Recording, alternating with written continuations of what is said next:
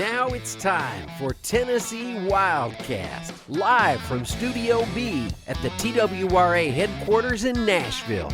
Here are your hosts, Doug and Jason. That's cool. Hello, everybody, and welcome to this edition of Tennessee Wildcast. You're seeing some horseback riding on the screen there right now. It's pretty cool, cool shots from Hurricane Creek Stables. Out at the Loretta Lynn Ranch. Yes, it is. Jason, we're starting to do some of the stuff where we're working with some partners. Humphreys County is working with us a lot, and we want to get folks outside. Of course, we love the hunting and the fishing, and this place has great Fishing opportunities, but obviously it's got wonderful horseback riding opportunities, and we're going to talk to a man just here in a second all about it and try to get y'all outside and learning about a place that's right here sort of in the middle west Tennessee part of the state. It's just another treasure that we've got in Tennessee. It's amazing what all there is to offer right there in Humphreys County. You know, you don't have to travel all over the world when you got it all right here, right? Yep. All right. Yep. We're going to talk to him. We're going to introduce him in just a minute. And then Betsy Wood's going to be in here in a few minutes, too. She's going to talk about boating. We'll talk some boating We today. want to get everybody safe and ready to go this year because I promise eventually spring will arrive. It's getting here. And it will be warm. It's turned cold again today. I don't know what's up with that. But yeah. Anyway, we'll welcome everyone to the show, and we'll get into some current events in a few minutes. Yeah, too. sure. We'll tell you that we got a lot of stuff going on, a whole lot of stuff for this show, and so just enjoy it right here in our Wildcast podcast. All right, Yep. all right. That's it. Let's talk about Levi. Yeah, Hello, Mr. Levi Lynn. Levi Lynn, and Levi is from Hurricane Creek Stables. We're on the Loretta Lynn Ranch. Yes, sir. And if you noticed his last name, it is Lynn. Yep. And so you are related to one of the most famous people ever in country music. Sure. And Loretta Lynn she is a Hall of Famer, all-star country rock star. She's awesome. Oh, she's just mama to me. Yeah, that's Mama, awesome. I like that. That is awesome, Levi. I appreciate you getting in here. Scott Script set you up to come in here, and we really like the opportunity to talk about getting outside in our state, and appreciate you being here. And give us some history real quick about the ranch, and then let's talk about the Hurricane Creek Stables. There's a whole lot that goes on that ranch, a whole bunch of different stuff going in there. Well, the ranch is about 3,200 acres. It's been as big as 6,800 when my grandfather was alive. He passed in 96, and now we're down to about 3,200.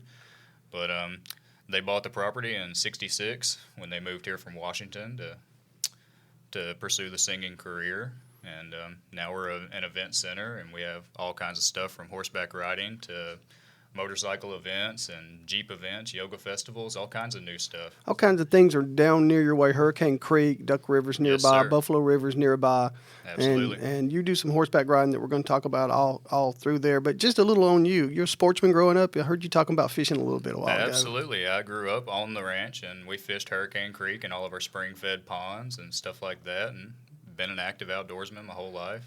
We hunt deer, fish, all that good stuff. You're in a great part of the world. Where is Humphreys County? If we hadn't explained that enough on here, where is Humphreys County? Where is the Hurricane Creek Stables? Humphreys County is about 45 minutes west of Nashville, right in between Nashville and Jackson. Right there, we're close to Waverly, Tennessee. But, that's... To get to the ranch, you go to get to the ranch, it's off Interstate 40 on Highway 13. We're about 8 miles off the interstate, and there's signs going up all over the both place. ways. Yep, you can find it. And beautiful part of the world. Okay, let's talk about what you do there. What are you trying to do with all this riding?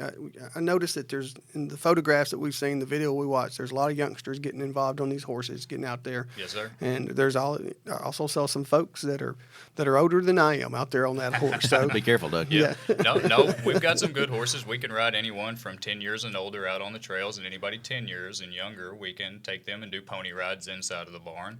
And if they're doing well, I'll give them the reins and kind of do a little mini lesson and show them how to ride and let them do it on their own inside of the barn. I know it's enjoyable to get out there and you get to traverse this beautiful territory and go over through the creeks, but you're also, is that part of it, is teaching people how to ride? Absolutely. We do a 15-minute safety brief. We get everybody in the barn that wants to ride and meets all the requirements, and we load them up in the barn. We'll do a 15-minute brief. We'll show them how to ride, how to handle the horse. We'll do a few laps around inside, and most of the time, within about 15 minutes, we're headed wide out into the open. We cross the creek 3 or 4 times, on the trail, and we ride right beside the floodplain. We see a whole lot of wildlife. Cranes, ducks, eagles, hawks. We see it all while we're out there. We jump up deer just about every day. Cross ride around in the agriculture land. We got some land in action. We do soybeans and corn, so a lot of times we ride right past that. If we can keep the horses out of the corn, then we're doing all right. Got to keep them going there. Yeah. I know you wear a lot of hats over there. Levi, you help do a lot of the maintenance on there and Yes, agriculture, and you got a lot of interest in agriculture and different things. But this Hurricane Creek Stables, that's your baby. Yes, sir. This is my business now. This is my second year going into it. We took out about 350 people last year in our first year opening, so now we've got some new horses, some new trails. We're offering some more things, like our cowboy ride and dine option. We've got cowboy birthday parties, the new trails, and I mean, we're willing to do anything that we can to get people on horseback and have some fun. Where'd the idea come from? My stepmother actually my mother, she ran the original Shimbuck stables, my mother and my sister in the early 90s, and I pretty well grew up in that barn riding. I rode on my mom in front of my mom in the lead horse a lot of time, and they ran the stables for 3 or 4 years, and they were doing it since the 70s, but she ran it there. And then they built a new barn. We didn't have a barn for a while, but then they built a new barn up for us and right behind Western Town in a nice spot so we can ride by the creek and have easy access to the woods and trails. How many horses you got? I've got about 12 right now, but we only take about 5 or 6 out at a time. I see. Really pay close attention to each of them. Absolutely. We like to keep them small groups because that keeps everything safe and comfortable. People can hear me in the front of the line and hear my girlfriend in the back of the line. And it just keeps everything nice and tight so everybody can hear the stories that we tell and keep everything nice and safe. You were talking before we started here, too, that it's more than just riding. There are events or things that happen during these rides. Tell some of what you do. Well, I mean, there's all kinds of events that happen during the rides. There can be the motorcycle events, our motocross event, the AMA Championship Motocross Race. That's a huge event. We can have upscale of 10,000 people on site, but that's mostly on the event side. I'm on the farm side, so we keep it. It's typically pretty quiet on my side of the ranch. Okay, but as you ride with these folks, you talk about different things. You talk about the history of the area. Absolutely. We see the George Hillman Masonic Lodge, the old schoolhouse. We have longhorn cattle right there. There's some scenes that we see from the movie Coal Miner's Daughter. We actually ride. We have a trail that gets right up on top of the hill where the final scene of Coal Miner's Daughter was filmed. Yeah. How much of it was a lot of it filmed on that property? There were scenes filmed from at the big house, and then, like I said, up on the hill where that last scene is filmed, and we ride right up to it, and we tell everybody when we see it, and that's typically something that's pretty interesting to a lot of the country music buffs that come out. Okay, it's somebody. I don't ride a lot of horses, so I might be nervous getting on a horse. Why should I know that you work to make everybody feel comfortable? Why should they feel comfortable getting on a big old horse like this? We put our horses through the ringer. We ride them for close to a year. I mean, we put tarps all over them. We sack them out. We do everything that we can and we ride them out a whole lot before the season starts. I mean, we put our time in on them. I really trust them. It takes a special kind of horse to do what we do and take 5 different non-riders out in one day, complete beginners. It takes a lot for them to not get frustrated. So not every horse works out for it. I've bought horses that didn't work out, and we've worked on them for a few months, and they're just not going to be a horse that I can trust with someone's 10-year-old daughter. But that's why we get the good ones, and we sort those out, and those are the ones that we trust. That's fun. We take care of them. Fun. Jason, I know I can see behind me that you're showing some stuff up on the screen. We need to get them to where they can find how to get there, who to contact, and their website, hurricanestables.com. Real easy to find. I found it real quick. And then they also have their Instagram page. They have their Facebook page, and you can follow and like that there. Also, it's an easy way to purchase your ride. Reasonable rates here too, and you could do the ride and dine. You could take your wife on a romantic getaway there, Doug. Absolutely, that's a new option that we're putting out there. It'd be a lot of fun. I'm thinking you need to take Riley and Tucker over there myself. We may have to do that. That sounds like they may have to trip. wait another year or two. It can be a family getaway too. It doesn't have to be just a romantic thing. You can book a cabin with your family and do all this fun stuff that the ranch has to offer, and then come and ride horses with us and have a cowboy dinner at the barn and kind of take part in the end of the day activities that we do. We'll go out and we'll ride. We'll come back. We'll do the whole beginner trail.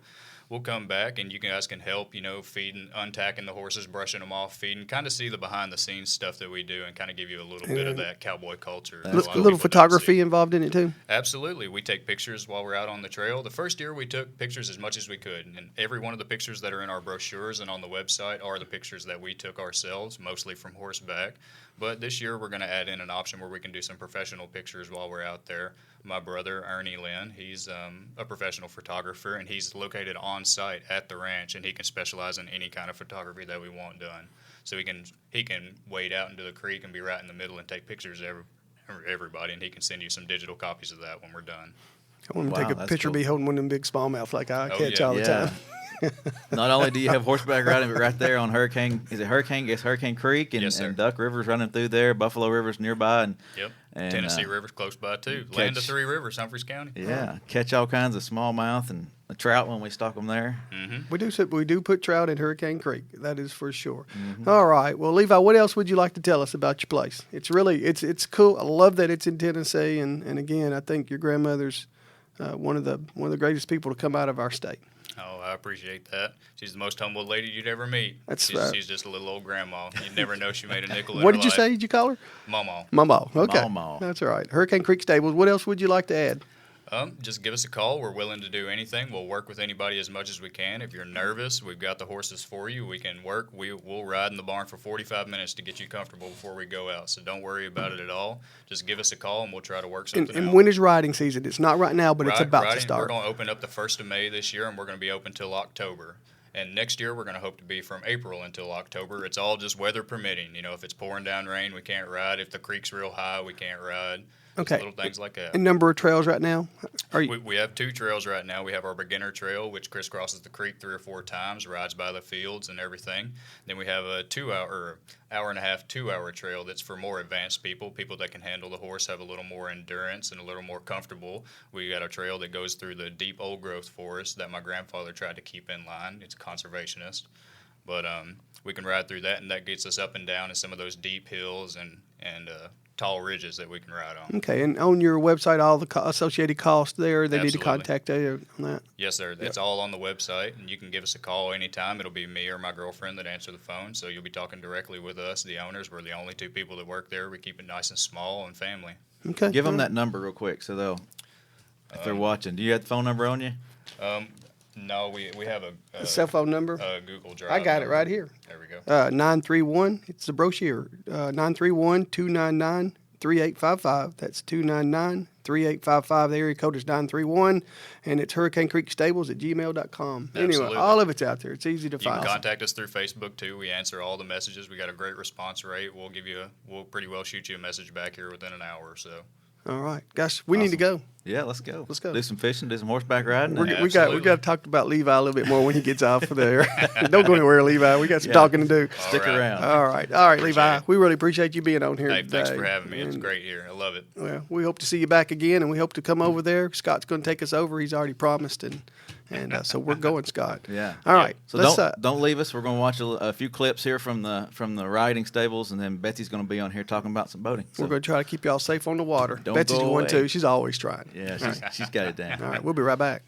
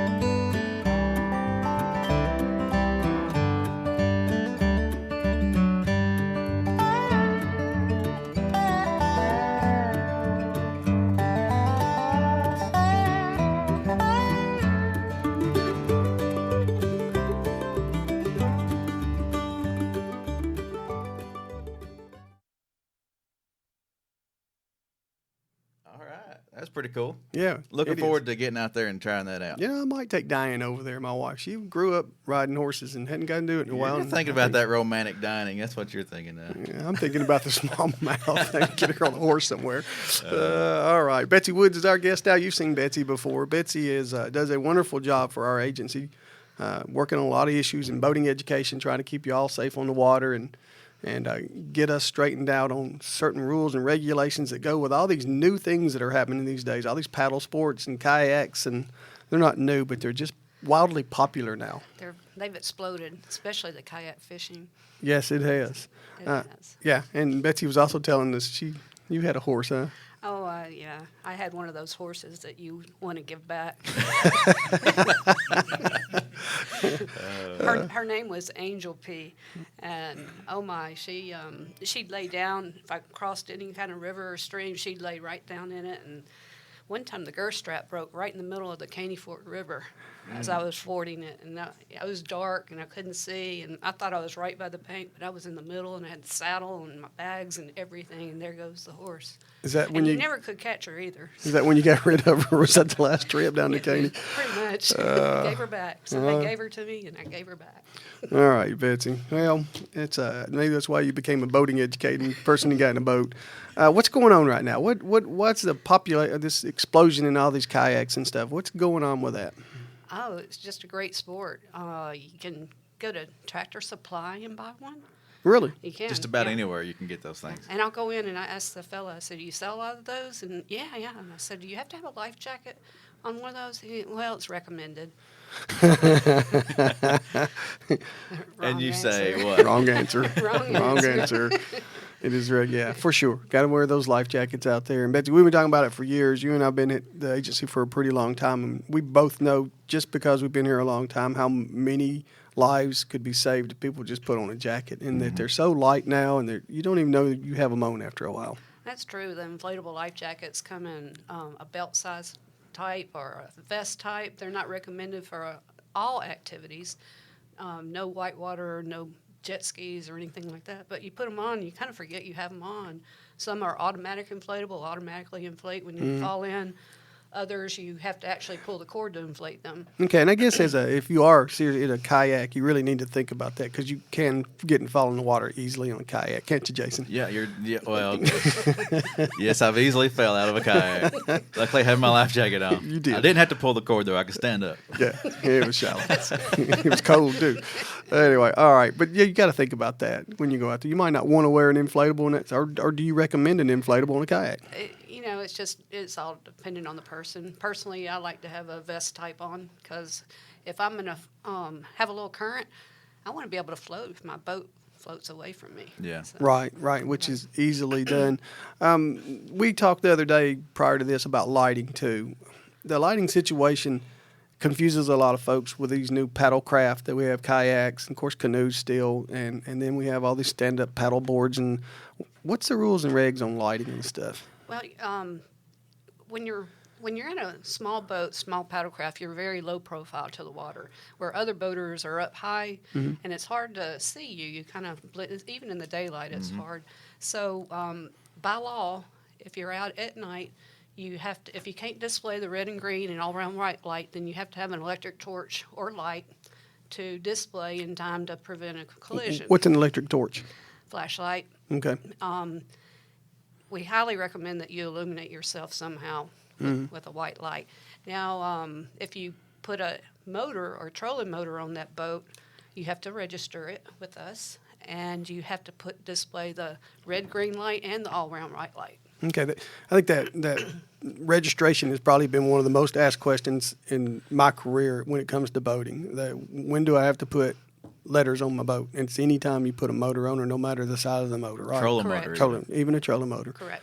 So that's been asked for a long time. And registration, just like buying a license, getting easier. You can go online and do it. It's not Correct. that hard to do. Yeah. Once you put a motor on your boat, you're in a motorized boat, Right, period. no matter what. So Yeah. all the registration laws And and then lighting apply. And that's when that red and green light come into play. Correct. And the Okay. all-around white light. All right, and Betsy, I know I've noticed you're sending a lot of stuff to the website right now, announcing classes are being taught for boating education. Explain that law. It's not, you don't have to go to a class, but we highly recommend that you do, right? Correct. The class, any Tennessee resident born after January 1st, 1989 has to pass an exam. And it has to be a monitored exam administered by an approved person of the TWRA. Class is not necessary, but it is highly recommended, especially for younger people. It's because it's it's a hard test. It's got 60 questions on it. It's harder than the driver test.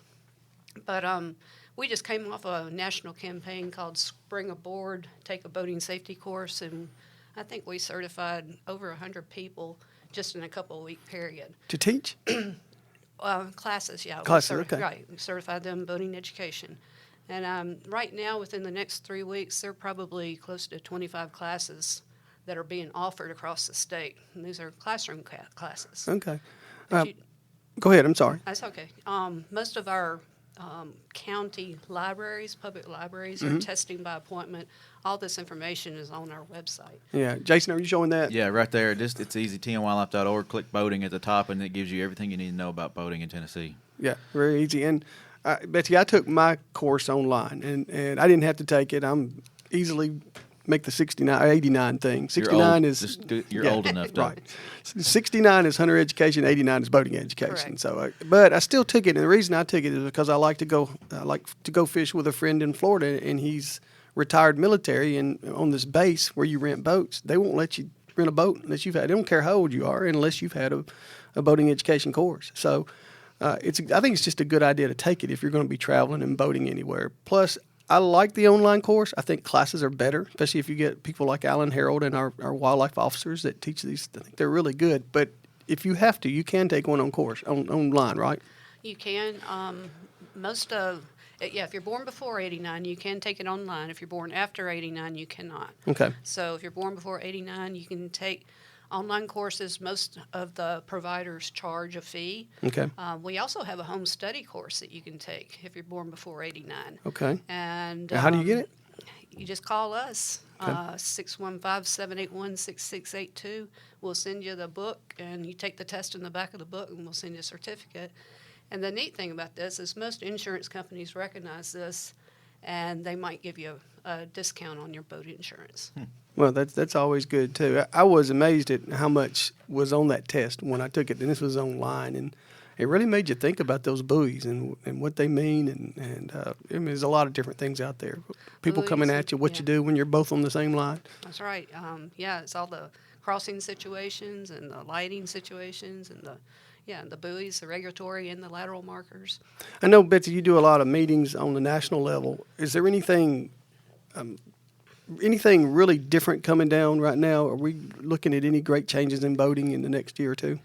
Nothing really that's going to impact. There's a few things, but it's not that big a deal. It has to do with life jackets, and they're just harmonizing them to be the same across the whole world. Okay. So, and all that means is type 1, type 2, type 3. So if you say type 1, it means something same in France as it means in Germany as in America. The types are going away. It's going to be a wearable or a throwable or an inflatable, offshore wearable, that kind of stuff. And we're going to really stress that you read the label. And that's very important. And you always got to make sure it's Coast Guard approved label. Coast on Guard your life approved, jacket. and read the label for any restrictions or activities that are not recommended for the type of life jacket. And there's no reason not to get life jackets. I realize that some of these inflatables are $300. They're really nice ones, but you can get a good life jacket for $40, $30. Can you not? Oh yeah, you can. eBay sells them even cheaper than that. So, There you go. There you eBay, go. Amazon. Throw it out there. Sorry. All right. Well, that's okay. I just want folks to be safe and get it on. Just into too many boating accident sites where you just a family standing up on the bank and they're waiting for their loved one to be recovered, and really in reality that person, if they'd had on the jacket, would have lived. And I cannot stress it enough. It drives me crazy sometimes this time. I know it does you because it's just so easy to wear these things and stay safe. Yeah. It's generally about 50% of the people. For instance, last year in 2017, there were 16 fatalities, and we believe that 8 would probably still be with us if they had been wearing a life jacket. Okay. And the other thing, too, and your family's up there, even if something happened to you where you wouldn't have survived, you'd still be on the water, and people could still find you, and nobody would go through all that stuff.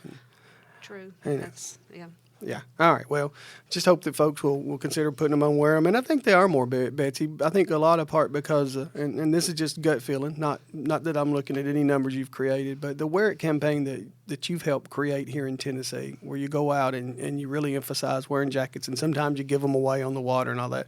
I think it's brought a ton of attention to safe boating. I've kind of seen a little bit more where we emphasize the program. I see more life jacket wear than we used to, and it's an education. We probably, when we stop and talk to somebody on the water, and that's the only time you can get one of those life jackets. You have to find the Wear It boat on the water.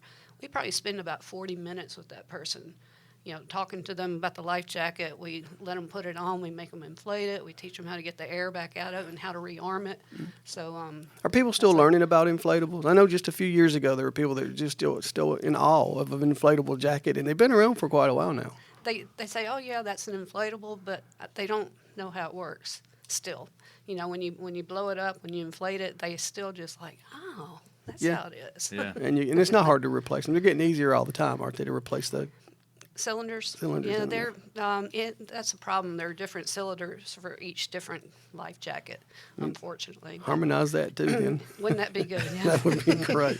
Harmonize it. All right. CO2. All right, Betsy, what else do we need to know about boating before we get started on yet another year? I know the anglers have been out there for a while because the crappie are biting, even though it's cold, and the sauger and walleye, they don't ever stop. So the anglers are always out there, and I know that you worry about those a lot. That's been a target for y'all as far as the jacket wear goes, but what else can you tell us?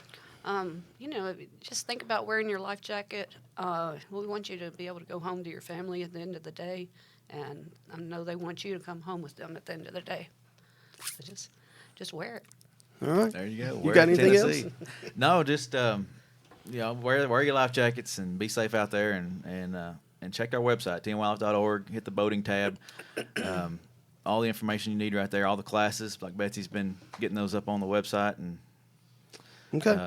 Well, I'll tell you what, if I can talk Levi and Scott and taking me to Hurricane Creek in a kayak, I'll wear it all day.